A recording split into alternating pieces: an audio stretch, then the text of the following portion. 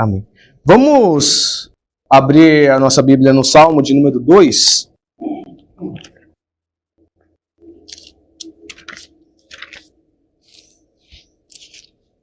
Hoje nós iremos meditar num salmo messiânico, que fala acerca do Messias que viria. E nós vamos ver as implicações disso, tanto no passado quanto no presente. Então, Salmos 2, leia amados, leiam o seguinte, por gentileza. Por que se enfurecem os gentios e os povos imaginam coisas vãs? Os reis da terra se levantam e os príncipes conspiram contra o Senhor e contra o seu ungido, dizendo: rompamos os seus laços e sacudamos de nós as suas algemas. Ri-se aquele que habita nos céus, o Senhor zomba deles. Na sua ira, a seu tempo, lhes há de falar, e no seu furor os confundirá. Eu, porém, constituí o meu rei sobre o meu santo monte Sião. Proclamarei o decreto do Senhor. Ele me disse: tu és meu filho, eu hoje te gerei.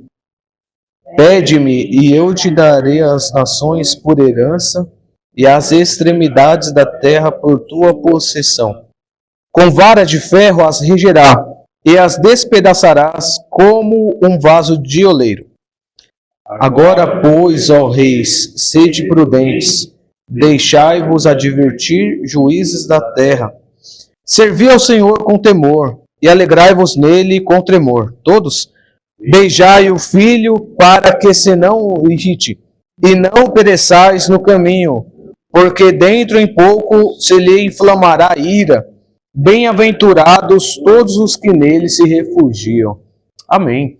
Então, dos salmos que nós tiramos como lição, meus irmãos, quando nós meditamos, nós vemos que os salmistas, eles declaram ali as maravilhas de Deus, a glória do Deus de Israel, os seus livramentos para com o povo de Israel e também o sentimento deste povo de Deus em meio às suas dificuldades e livramentos. Em nossa Bíblia estão reunidos um conjunto de salmos, em seus mais diversos autores, mostrando não apenas aos judeus, mas também aos gentios, os feitos do Senhor e porque o Deus de Israel ele é único. Então esse é o objetivo dos salmos, para que nós possamos entender quem é Deus. E os salmos são de diversas formas, expressados de caráter evangelístico, convidativos a todas as nações, mostrando que há um único Deus, e esse Deus é o Deus de Israel. E neste Salmo 2, aqui em especial, é um salmo que está mostrando sobre isso. Está mostrando às nações quem é o Senhor e quem também é o seu ungido. Que aqui o Senhor Deus ele vai falar que ele levantou um rei, certo? E este rei é o Filho, né? É o Filho de Deus. Então, meus irmãos, este salmo eu separei em 4 partes que nós veremos a seguir. A primeira parte são os pensamentos e as ações dos gentios. O segundo, a ação direta de Deus. O terceiro, o conselho sábio do salmista. E por último, promessa aos que se rendem ao Senhor. Aqueles que reconhecem o Senhor como o único Senhor e o seu Messias, ou seja, o Salvador, né? Então, neste primeiro bloco, aqui do versículo 1 ao 3, falando sobre os gentios, sobre as suas fúrias, sobre as suas imaginações vãs, esses gentios aqui, meus irmãos, eles não têm temor de Deus em seu coração. E isso não é algo de se admirar, porque nós outrora, quando não conhecíamos a Cristo, quando não estávamos rendidos a Cristo, nós também vivíamos sem temor de Deus no coração. E meus irmãos, os ímpios de forma geral, os gentios de forma geral, que não conhecem o Senhor, que não estão entregues a Cristo Jesus, eles vão querer escapar da soberania de Deus. Eles vão querer fazer as coisas à sua maneira. Então, por isso que nós vemos, muitas das vezes, as pessoas apenas pensando em bens materiais. Por exemplo, apenas pensando em adquirir mais coisas, em ter mais provisões, em estocar mais alimentos e ampliar seus impérios. Mas, meus irmãos, nós vemos que os ímpios que querem sair debaixo da soberania de Deus, os gentios que não reconhecem o Senhor, na verdade, eles não conseguem escapar desse poder tão grandioso do Senhor Deus. Nós temos como exemplo também o faraó, que foi do tempo ali de Moisés, de Arão, que quando Moisés e Arão chegam diante dele, com ordem do Senhor Deus, para deixar o povo dele ir ao deserto e cultuá-lo. Faraó, ele declara em Êxodo 5:2 o seguinte: respondeu o Faraó: quem é o Senhor para que eu lhe ouça, eu a vós, e deixe ir a Israel? Não conheço o Senhor, nem tampouco deixarei ir a Israel. Ah, meus irmãos, esse é um pensamento do ímpio. O ímpio não está nem aí para Deus. Em seus pensamentos não há lugar para o Senhor. Conforme também em Salmo 14, versículo 1, o salmista ele vai falar sobre o ímpio. Ele diz assim, no Salmo 14, 1, diz o insensato no seu coração, não há Deus. Meus irmãos, este é o pensamento mundano. Não há Deus, eu posso fazer as coisas da minha maneira, eu posso correr atrás dos meus objetivos, não importa quem esteja no meu caminho, simplesmente eu vou alcançar meus objetivos, nem que seja para passar por cima das pessoas.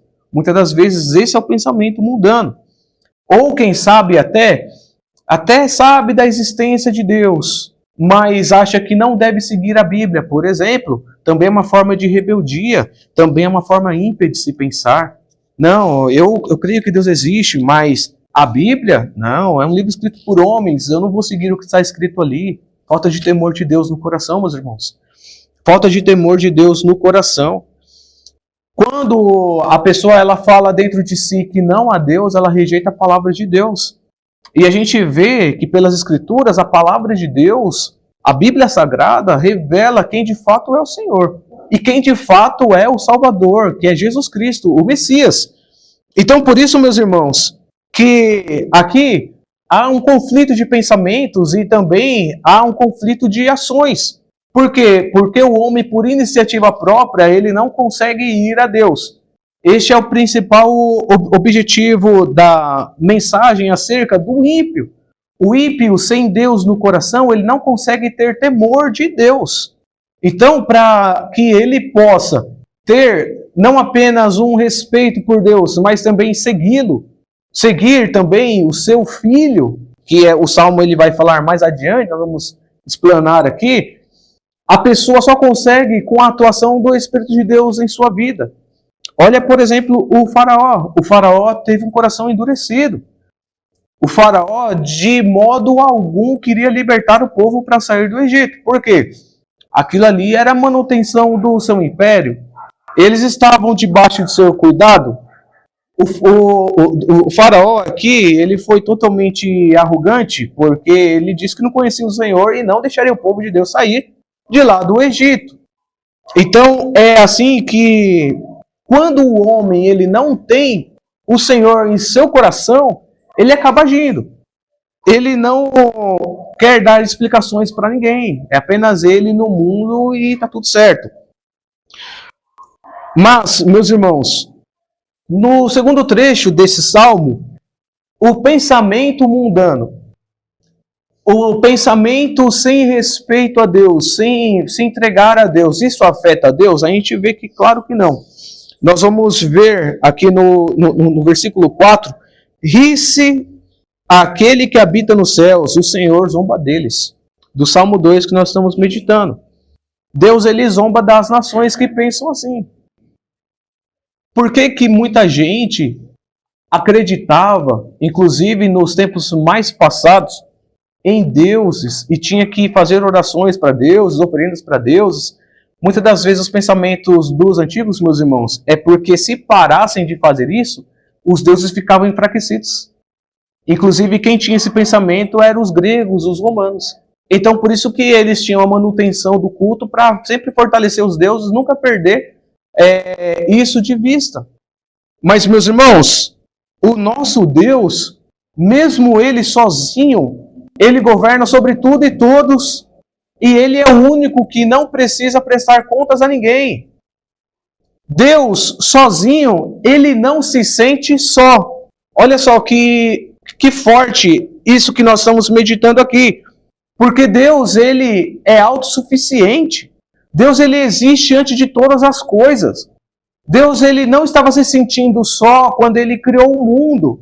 Deus, Ele criou o mundo com um propósito. E o propósito foi para que o mundo viesse a conhecer a sua glória, viesse lhe render glória, meus irmãos.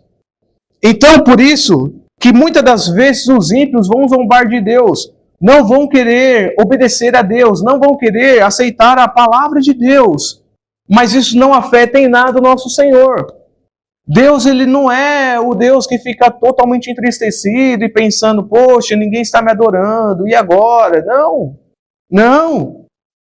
Deus, em seu plano redentor, Ele criou todas as coisas para também escolher, antes de criar, um povo que lhe serviria, um povo que creria nele, um povo que aceitaria o Messias, o Senhor Jesus, iria ao encontro dele.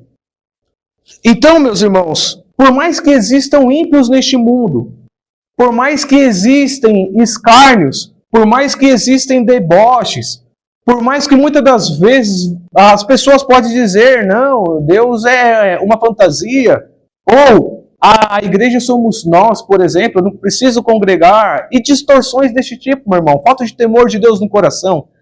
Isso não vai afetar os planos de Deus e nem quem Deus é.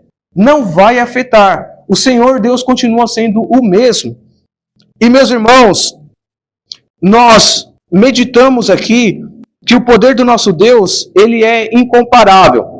E por isso, pelo decreto divino, Deus constituiu um rei para governar as nações. E esse rei nós vamos descobrir lá no Novo Testamento, que esse rei é Jesus Cristo. E, meus irmãos, por isso que no versículo 5 e 6 nós vemos isso. Na sua ira, a seu tempo lhes há de falar, e no seu furor os confundirá. Eu, porém, constituí o meu rei sobre o meu monte, santo monte, Sião. E este rei, meus irmãos, vocês podem ver que está com letra maiúscula, porque não é um simples rei, não é um rei que Deus elegeu para governar nações apenas temporariamente, mas é um rei eterno, mas é o rei cujas suas origens não tem como se calcular. Ele vem antes do tempo. Esse rei é Jesus Cristo, é o Messias, é o Salvador. Por isso, meus irmãos, que nós vemos aqui no versículo 7, proclamarei o decreto do Senhor. Ele me disse, tu és meu filho, eu hoje te gerei. Meus irmãos, quando Deus ele decreta uma coisa, ele não volta atrás. Quando Deus ele decreta uma coisa, aquilo fielmente se cumprirá. E nós vamos ver isso se cumprindo na vida de Jesus Cristo lá na frente e confirmando por meio de Zacarias. Zacarias, capítulo 9, versículo 9, vai falar sobre este rei que viria.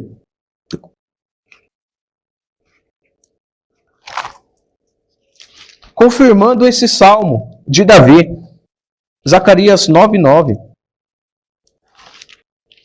que diz, alegra-te muito, ó filha de Sião, exulta, ó filha de Jerusalém, eis aí te vem o teu rei, justo e salvador, humilde, montado em jumento, no jumentinho, cria de jumenta. Ah, meus irmãos, quando Jesus ele entrou em Jerusalém dessa forma, montado em um jumentinho, muitos se lembraram dessa palavra do Senhor aqui. Muitos dos fariseus se lembraram dessa palavra, meus irmãos, que Jesus ele estava vindo deste jeito, justo e humilde, montado em um jumentinho. A palavra do Senhor se cumprindo aqui, meus irmãos, que Deus estava instituindo o seu rei sobre as nações, a começar a governar por onde? No Monte Santo de Sião, lá em Jerusalém.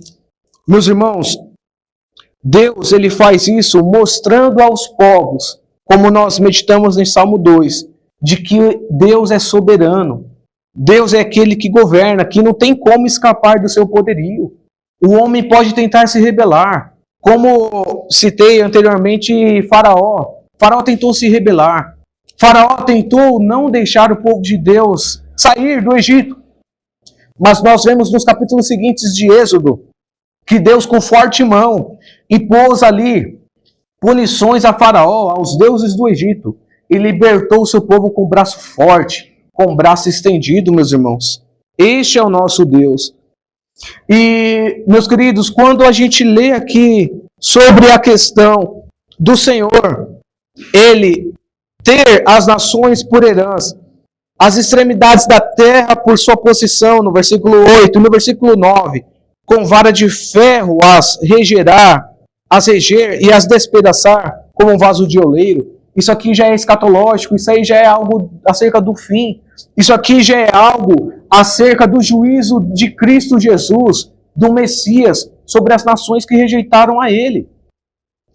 Então, meus irmãos, nós vemos por este salmo que o salmista ele começa mostrando os ímpios, quem são os ímpios e suas ações. Nós vemos também a ação de Deus sobre isso. Deus, ele apenas ri dos ímpios, ele zomba dos ímpios, porque os ímpios não sabem o que estão fazendo. Mas também aqui mostra o porquê do Messias. O Messias é o Salvador e juiz ao mesmo tempo. Então, meus irmãos, é Salvador no sentido de que se as nações aqui elas forem a Cristo Jesus, não serão despedaçadas, antes serão bem-aventuradas. Mas caso contrário, se as nações se revoltarem contra o Senhor, não aceitarem o Messias, Jesus Cristo, rejeitarem a palavra de Deus, então, meus irmãos, sofrerão juízo. Em Apocalipse 19, versículo 15 e 16, vai mostrar mais uma vez, confirmando esse salmo, acerca dessa regência com vara de ferro, que aqui no caso é juízo, sobre as nações. Apocalipse 19, versículo 15. 15 e 16. Diz assim: sai da sua boca uma espada afiada, para com ela ferir as nações, e ele mesmo as regerá com cetro de ferro, e pessoalmente pisa o lagar do vinho do furor da ira do Deus Todo-Poderoso. Tem no seu manto e na sua coxa um nome escrito: Rei dos Reis e Senhor dos Senhores. Ah, meus irmãos, esse Rei dos Reis e Senhor dos Senhores, esse que vai reger as nações com vara de ferro, que vai despedaçar as nações, os ímpios, esse Rei é Jesus Cristo. Somente as nações obedecendo a Cristo, indo ao encontro de Cristo, vão ser de fato transformadas por Ele, vão ser de fato aceitas por Ele e vão ser resguardadas deste juízo que um dia virá. Como é a explicação do salmista em um terceiro bloco, que é a partir do versículo 10, que entra aqui um sábio conselho de Davi para os reis da terra, e aqueles são autoridades. Ele fala no versículo 10, agora, pois, ó reis, sede prudentes, deixai-vos advertir, juízes da terra, servi ao Senhor com temor, e alegrai-vos nele com tremor, beijai o filho, para que não se irrite, e não pereçais no caminho, porque dentro em pouco se lhe inflamará a ira. Meus irmãos, este conselho do salmista nada mais é do que um convite às nações, do que um convite às autoridades da terra. Olha, reconheça o Senhor.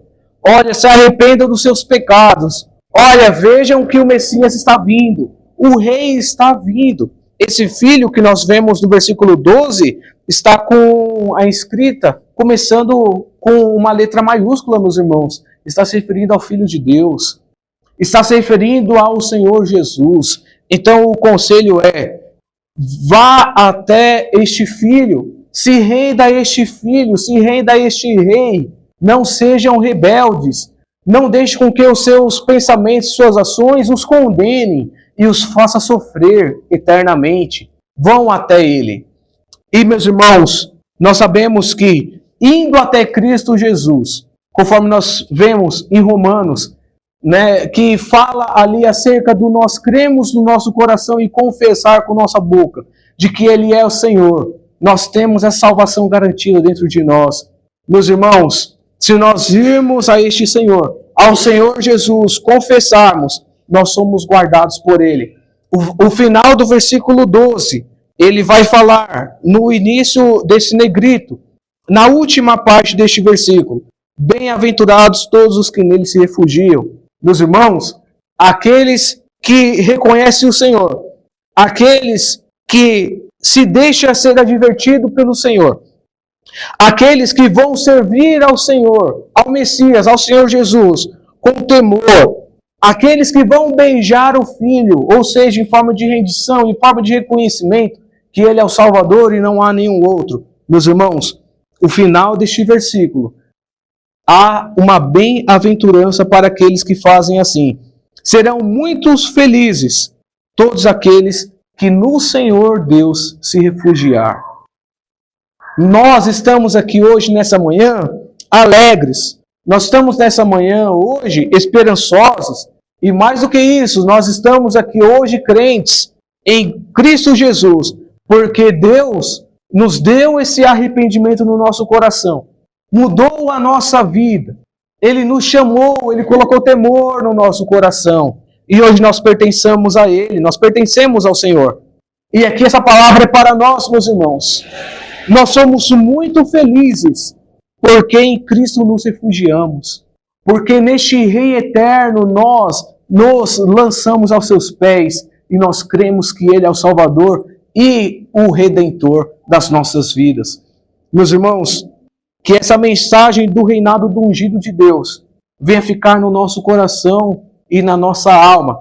E como título aqui do reinado e juízo do Messias, que isso venha impactar as nossas vidas, não venha deixar com que venhamos esmorecer a fé, do que venhamos muitas das vezes questionar o poder do nosso Deus, ou por que Deus age assim, ou de outra maneira. Não, meus irmãos, vamos confiar que Ele está no controle de tudo para os seus propósitos eternos e bons. Por quê? Porque no final, meus irmãos, aqueles que são fiéis, todos esses que se refugiam nele, serão salvos da ira de Deus, serão guardados da ira de Deus, estarão protegidos do juízo de Deus quando vir sobre as nações. Que o Senhor possa nos abençoar nessa manhã com essa mensagem, em nome de Jesus. Amém.